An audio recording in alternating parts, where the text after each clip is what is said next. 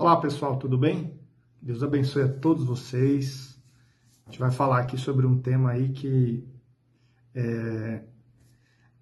infelizmente hoje, pouquíssimas pessoas, entendem a profundidade, o mal que, não tendo entendimento desse assunto, pode causar à sociedade, né?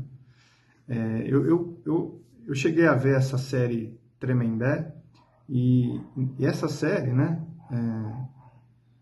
me fez repensar, não repensar, mas me fez ver o quão a sociedade, por estar desobedecendo o mandamento divino, está prejudicada. E quando eu digo mandamento divino, eu não estou falando da sociedade descumprir, de assassinar, de roubar, não é nesse sentido.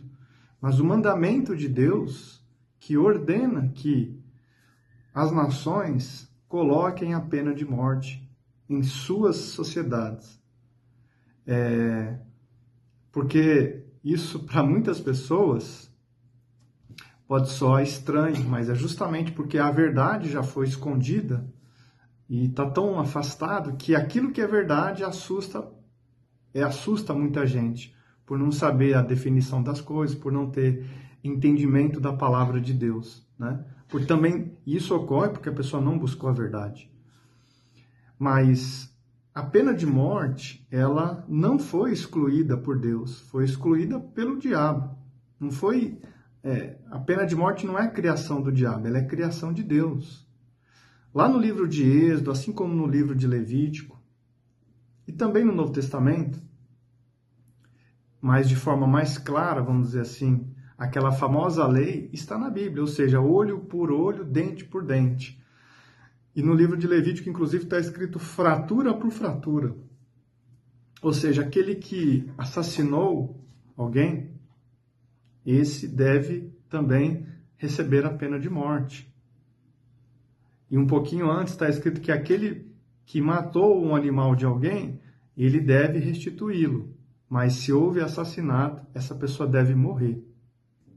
Aí tem gente que diz assim, não, mas Jesus veio e anulou isso, porque ele fala de perdão, agora é dar face e etc. Bom, se o que Jesus falou anula isso aqui, então não era nem para ter cadeia, era para liberar todos os bandidos. Porque Jesus falou que a gente tem que perdoar 70 vezes 7, dar a outra face. Ele disse que a gente tem que perdoar. Só que se esse perdão que eu devo conceder a alguém é o perdão que o Estado deve conceder a um assassino, a um ladrão, se esse perdão se aplica também na esfera estatal, então eles deveriam ser perdoados. Bastaria o ladrão confessar, não, estou arrependido, pronto, então o senhor está perdoado, pode ir embora. Então, veja o seguinte, pessoal, essa palavra de Jesus sobre o perdão, Jesus ali, ele não estava exercendo a função de uma polícia, ele não estava fazendo o papel do prefeito, do governador, do presidente, de um legislador, de um juiz na esfera penal. Jesus não era um juiz na esfera civil, não era um policial. Ele era um ministro do evangelho, do perdão, da salvação. Ele veio ser o dom gratuito de Deus e para ensinar mais claramente a profundidade dos mandamentos de Deus, a palavra de Deus. Então, Jesus ali, ele de forma alguma está anulando o que Moisés disse. O que Moisés disse veio de Moisés ou veio de Deus? Obviamente que veio de Deus. O mesmo Deus. Ou existe dois deuses, um Deus no Antigo Testamento ou um Deus e um Deus no Novo Testamento. Ora, isso não é possível. Se Deus é Deus, ele nunca erra e jamais pode se contradizer. Então, a questão está em conseguirmos encaixarmos as peças corretamente, porque Deus não pode errar. Então, como é que elas se encaixam aqui? Tendo um mandamento que diz que se deve aplicar o olho por olho, dente por dente, e um outro mandamento que se deve perdoar.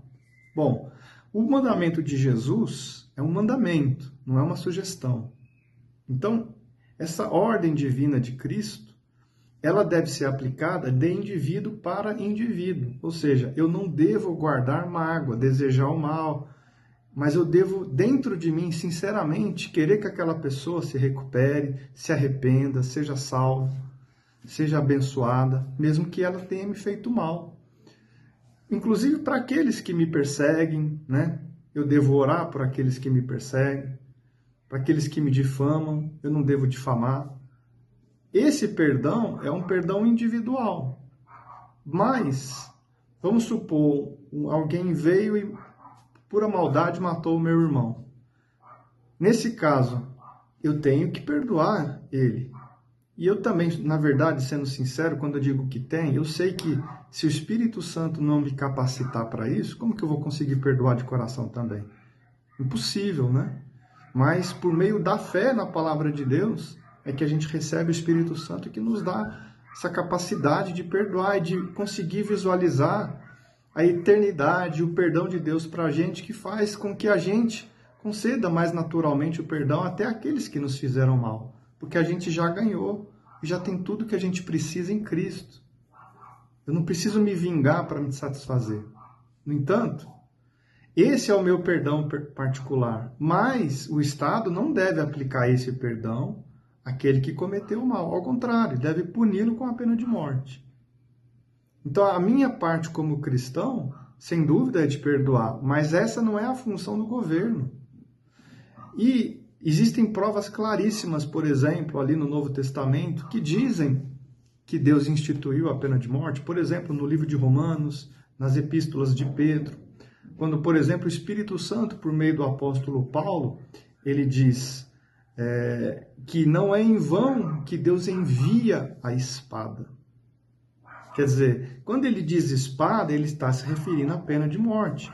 Lembre-se que nessa época, no mundo onde eles viviam, eram dominados pelo Império Romano, onde aplicava-se constantemente a pena de morte. E Jesus mesmo foi condenado à morte, o ladrão da cruz foi condenado à morte, e diversas outras pessoas, inclusive morte de cruz. Então, quando ele diz que essas penas, que eram penas aplicadas pelo Império Romano, eram, de fato, ordens divinas, ele está dizendo, ou seja, que a pena de morte é algo que veio de Deus. Para quê? Para punir os maus e proteger a sociedade. Porque a questão da lei em si, porque tem gente que diz que isso não resolve, isso é uma grande mentira. É claro que não vai resolver 100%, mas que ajuda em muito a sociedade a pena de morte, ajuda. Porque quando uma pessoa sabe que ela será condenada à morte, ela vai pensar 1 milhão de vezes antes de cometer aí um assassinato ou algo terrível, né? Por exemplo, a Suzanne von Richthofen, se ela soubesse, ou se os parceiros dela soubessem que existia a pena de morte, com certeza eles provavelmente não cometeriam esse crime. Porque eles saberiam que se fossem achados, eles não teriam escapatória, eles seriam condenados à morte. No entanto, eles armaram um esquema para não serem descobertos, porém, sabendo que mesmo sendo descobertos, a pena não seria tão grave. E depois de 15, 20 anos já estariam livres, eles eram novinhos. Então, se tivesse a pena de morte, muito desses crimes, inclusive desses crimes que estão aí romantizando nessa série aí, com coisas mais estranhas que se colocam nessas séries, né? Embora a caracterização das séries e até a interpretação, eu creio ali dos personagens está boa, mas é aquela coisa, aquele vício, né, da cultura brasileira, né? Mas coisas nojentas e tudo mais, a gaysificação ali das pessoas, né? Homossexualidade em excesso, enfim. Mas a questão é que esses crimes famosos aí, eles não teriam sido cometidos caso tivessem a pena de morte. Não garanto que todos, mas com certeza muitos desses crimes teriam sido evitados. E agora, esse pessoal está aí vivendo uma vida normal praticamente, né? Ou, na verdade, não é normal, porque eles não têm sossego também. Então, até para eles a pena de morte era melhor. Até para eles. Porque, no caso deles, se eles se arrependessem de verdade, Deus perdoaria. Se fosse um arrependimento, esse desejo de fazer o certo perante Deus, de se corrigir, de se consertar, Deus ele perdoa. O sangue de Cristo cobre todo e qualquer tipo de pecado. Mas tem gente que não quer se arrepender. Tem gente que não quer. Que não teme nem um pouquinho sequer a Deus. Mas, mesmo para a pessoa que teme e que venha se arrepender verdadeiramente, ela não deve ser livre da pena de morte. E isso Deus concede para que a sociedade tenha paz, paz externa, né? Paz em relação a crimes, né? As pessoas possam conviver respeitosamente, pacificamente, para que você possa ter pão para ir comprar, ter paz para ir comprar pão na padaria. Porque se você tem uma lei fraca, que é o que está acontecendo no Brasil, especialmente em todos os países da América do Sul, que foram colonizados pelo Império Católico Romano, né? Para ter paz, você precisa ter uma lei que iniba essas pessoas de fazerem o mal. Então a pessoa terá que ser muito, muito, muito atrevida e muito perturbada para fazer o mal, mesmo tendo uma lei forte. Mas com certeza os crimes diminuiriam muito, porque Deus instituiu a espada justamente para trazer a paz na sociedade. Eu não estou falando aqui da paz do coração, estou falando da paz externa, que é um mandamento de Deus para as nações que existissem e que mantivesse a pena de morte. E isso é um ato de amor para com a sociedade, para com a vítima e para com a sociedade, no sentido de protegê-la, tanto dessa pessoa, dela vir a cometer futuros crimes novamente, quanto de inibir aqueles que estão pensando em cometer crime. E não é só em relação à pena de morte. Por exemplo, muitos dos crimes que deveriam ser mais fortemente combatidos, não são mais combatidos. E um deles, por exemplo, que saiu da lista de crimes no Brasil, é o adultério. Mas na lei antiga do Brasil, o adultério era um crime. E eu não vejo nenhum parlamentar evangélico lutando para que o adultério novamente seja criminalizado. E isso deveria ser criminalizado. O adultério deveria ser criminalizado novamente. Pena de morte? Não estou dizendo em relação à pena de morte, mas a pessoa deveria pegar cadeia e tudo mais. Mas hoje, o adultério não é visto com tanta, vamos dizer assim, né? Como se não fosse algo muito ruim, embora seja algo muito ruim. Não é que, ao existir uma pena para o adultério, a pessoa deixará de adulterar no seu coração. Mas aquilo, pelo menos, não vai se exteriorizar. Então, ao pensar em adulterar, e ela sabe que tem uma lei que impede ela de adulterar, ela vai pensar 10 vezes. E provavelmente aquele momento vai passar, ela vai conseguir pensar um pouco com mais calma na família, né? Porque quando se destrói uma família, destrói a sociedade. A família é a base da sociedade. Então, a lei de crime, de punição para o adultério, por exemplo, é uma lei que protege a sociedade, que protege o patrimônio da família, que protege a união familiar. Mas quando você tira isso, então vira uma bagunça, que é o que está acontecendo na sociedade brasileira e em muitas sociedades, né? E a pena de morte nem se fala, é algo que deveria existir com certeza. E onde muitos crimes deveriam ser evitados caso tivessem essa pena de morte. E vou dar mais alguns exemplos. Eu poderia citar muitos autores, né, de todos os credos no passado, inclusive católicos romanos, defendendo a pena de morte. Mas a minha base sobre tudo que eu vou fazer está na palavra de Deus. Então, eu gosto de citar a palavra de Deus porque ela é muito clara sobre esse assunto. Não é um assunto obscuro. Por exemplo, eu vou dar, está no Novo Testamento, o exemplo de João Batista, que foi interrogado por um centurião romano. Eu só não lembro se ele era centurião, né, ou se era apenas um soldado. Mas ele era um militar romano e que com certeza aplicava a pena de morte. Isso sem dúvida, porque quem era soldado romano, né, eles aplicavam a pena de morte constantemente.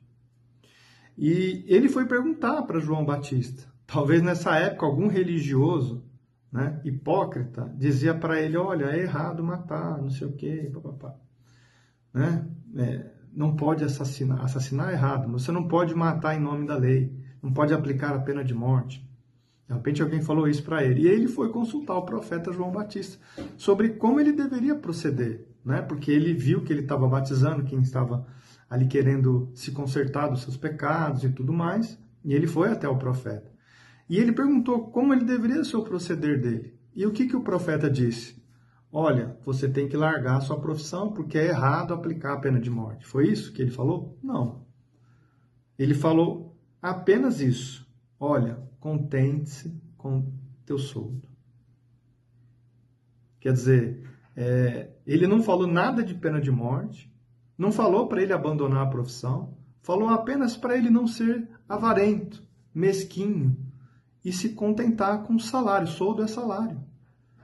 E ao se contentar com o soldo, também não usar, né, do seu poder que ele tinha para poder subornar alguém, enfim, tirar algo de alguém.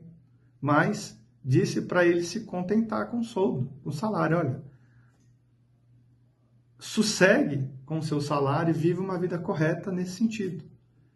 Mas não precise sair, ele não falou isso, mas com certeza, se fosse algo errado aplicar a pena de morte, teria falado e teria sido registrado. Mas o Espírito Santo fez questão de mostrar essa situação para deixar claro e registrado que a pena de morte, por exemplo, não é algo que não veio de Deus. Um outro exemplo, por exemplo, é o caso do ladrão da cruz, que recebeu a pena de morte. Pena de morte, que conforme está escrito lá no livro de Romanos, assim como na epístola de Pedro, que a espada, ou seja, a pena de morte, veio por ordem divina, né, para proteger a sociedade. E o ladrão foi condenado à morte. E Jesus o salvou a alma dele. Porque todo aquele que invocar o nome do Senhor, está escrito, será salvo. Se a pessoa realmente vem com seu coração quebrantado e suplica: oh meu Deus, salva a minha alma, tenha misericórdia de mim, Senhor, lembra-se de mim. Com certeza essa pessoa é salva na hora. E foi o que aconteceu com o jovem rico, não, com o ladrão da cruz. Ele foi salvo, mas Jesus o livrou da cruz? Não. E Jesus poderia fazer? Claro que poderia, ele fez diversos milagres. Alguém pode dizer: mas na cruz ele não faria mais milagres e tudo mais. Ora, mesmo na cruz ele fez o maior dos milagres, que foi o novo nascimento, que foi a salvação. No entanto, ele não operou este milagre da libertação dele da cruz. Mas ele morreu na cruz e a sua alma, nesse mesmo dia, foi se encontrar com Jesus no céu. Então, no paraíso. Então, uma coisa não anulou a outra, ou seja, ele recebeu a aplicação da pena de morte e a salvação da alma. E esse é o desígnio, é isso que se deve ter na sociedade. Com relação à salvação da alma, a alma é algo que pertence a Deus, que é o evangelho que salva. Não é a lei, não é a justiça humana, mas é a fé em Cristo, por meio dessa demonstração que há no arrependimento verdadeiro. Pronto, creu, invocou, a pessoa está salva, de verdade. Foi apagado os seus pecados perante Deus, mas significa que foi apagado perante os homens? Não. Então, nunca se deveria tirar a pena de morte. E tem até uma passagem dita por Jesus, né, sobre a blasfêmia contra o Espírito Santo, que ele mostra que existe o perdão nessa vida e o perdão na outra vida. Ao dizer assim, que a pessoa não seria perdoada nem nesta vida e nem na vindoura. Quer dizer, ali ele mostra que tem o perdão nesta vida e o perdão na outra vida. Então, dependendo do crime,